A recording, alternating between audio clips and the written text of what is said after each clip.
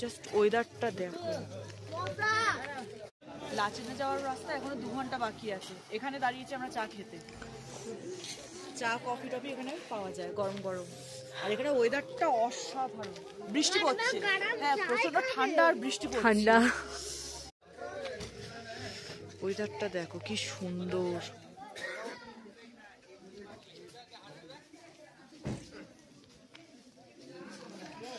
এখানে এসছি আমরা একটু চাটা খেতে।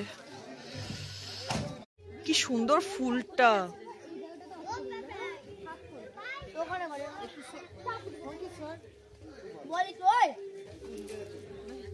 কি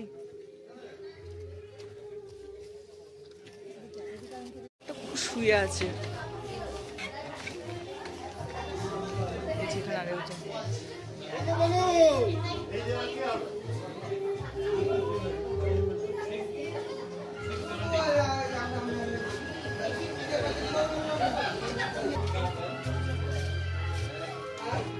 কিচ্ছু দেখা যাচ্ছে না। আমরা অনেক ফুট ওপরে চলে এসেছি। ঠান্ডা কেমন?